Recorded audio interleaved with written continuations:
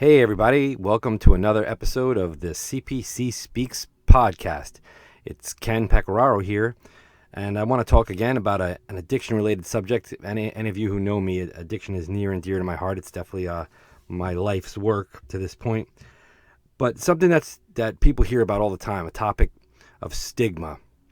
And I think that it's pretty well publicized about stigma and addiction, but I think there's more work to do for sure. So I wanted to just cover the topic. So let's start by talking about what stigma is and as it applies to addiction. And in this case, it's about shaming people. It's about saying to someone, you've heard the statements before, oh, that person is an addict. They did it to themselves. They're getting what they deserve.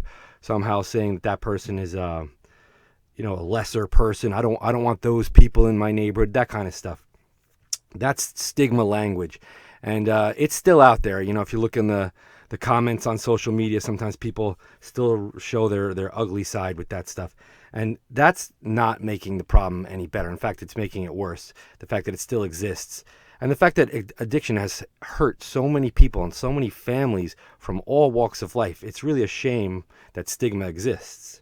So we want to get away from that shaming, that looking down on people, and instead, the key way out of that, I always thought, was empathy. And empathy is a beautiful thing, and it's one of the most wonderful human qualities, and it really is the antidote to stigma. And empathy really, when it comes down to people that are those types that are more inclined to stigmatize people, it usually comes from a lack of understanding on their part.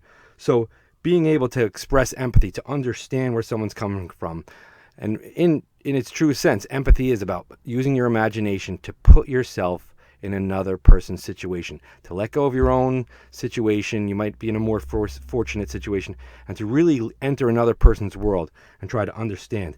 That's what puts an end to stigma. And I want to give some examples of how we can use that. And one example, anyone who has ever seen me speak before, I like to use examples about food, because I think that most people understand food. Most people love food.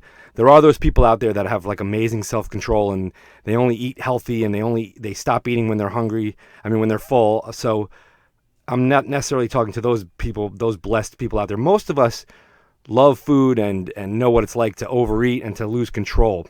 So I think examples about food really help with empathy. So before I proceed, just one thing I want to say. I'm not trying to trivialize addiction here. Addiction is a much more serious issue than food, but food helps people understand. The person who's never experienced addiction themselves can learn a lot from food. So let's start with a couple examples.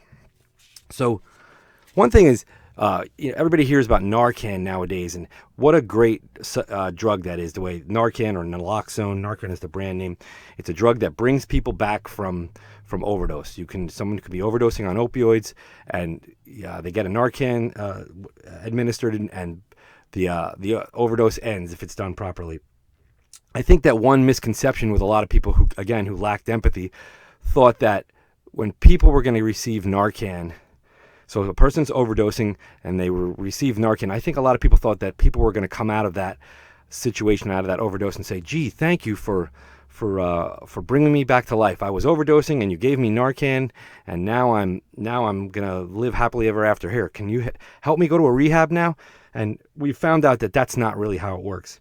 And I think it's important that we understand why that doesn't work, because I think there's still people out there that say, like, "Oh, what's the matter with these people? They get Narcan, twice in one weekend, and what's wrong?" If you really want to understand what that situation is, again, most of us will never know firsthand, but a way that the non-addict can understand it, using a food example, is, could you imagine you're at a restaurant, you're eating your favorite food, you got a ton of it, you're hungry, you are going off on your favorite food, and all of a sudden you fall asleep and you wake up and you're dying of hunger again, and somebody says to you, "Hey, why don't we go to the gym now and start working out? Let's start a diet." How inclined do you think you are going to go, "Yeah, okay, let's do it"? No, the first thing you're going to want to do is eat. You're dying of hunger. So again, not to trivialize the issue, but to help understand, just bringing somebody out of an overdose doesn't automatically make them say, "Oh wow, I want to go to rehab now." So a much better and more empathetic way to handle that is to work with people after overdoses and work with them from a motivational perspective, to try to guide people to build the motivation to want to get better, to get the help they need, whether it's through medication, through treatment, and do that as a process, because that's how it would be with any one of us. If people all of a sudden are in a situation where they need to lose weight, you don't usually just wake up one day and say, "Okay, that's it. I'm gonna lose 30 pounds." Boom, a month later, the weight's off. We do hear those stories, but most people, it's a process of building motivation, building up the momentum to go to the gym and get better. So that's just one example of how to try to understand addiction from that standpoint. Another example I want to talk about is abstinence-only programs. And there's a time and a place for abstinence-only treatment for people that only want to be with other people who are fully abstinent and motivated. But again, most people, especially with opioid addiction, motivation is hard to come by. It's a very, very hard drug to quit. And I like to use an example of a gym.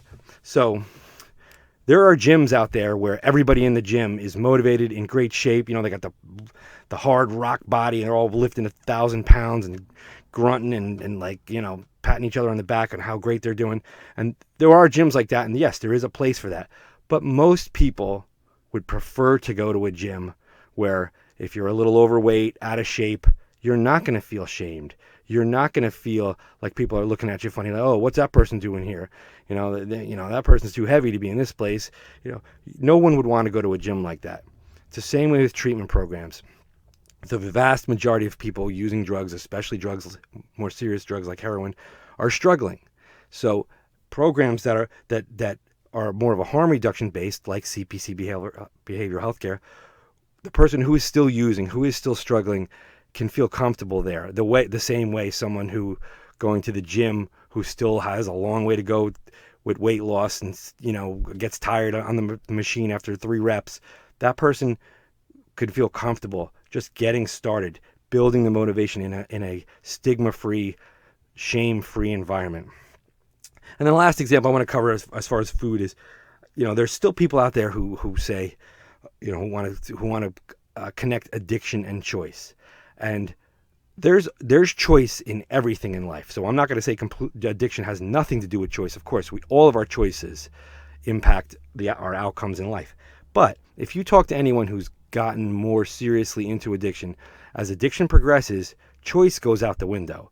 And addiction, you hear the phrase, the brain gets hijacked, and it really does. So to say to someone, why don't they just choose to stop? If it was that simple, everybody would choose to stop. Who would choose to be in a situation where they're putting their life in danger and their life is falling apart around them, like addiction tends to do? The same way, looking back at food, anybody who has a weight problem, would you appreciate if someone said to you, "Why don't you just choose to eat less?" If it was that easy, we'd all be thin, we'd all look great all the time, and we know most of us don't. I don't. I got to lose a few pounds myself. I wish I could just wake up and choose to, not eat cupcakes. But it's not that easy. So again, addiction is a much more serious issue. Especially opioids can kill anyone especially with fentanyl.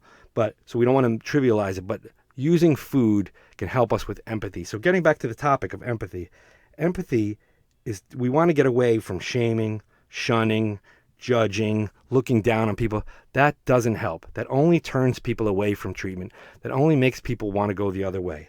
Instead, empathy, understanding, that helps motivate us as helpers, as family members, to patiently and help those with addiction with compassion and caring. And that's what we need to overcome stigma. Thanks, everybody.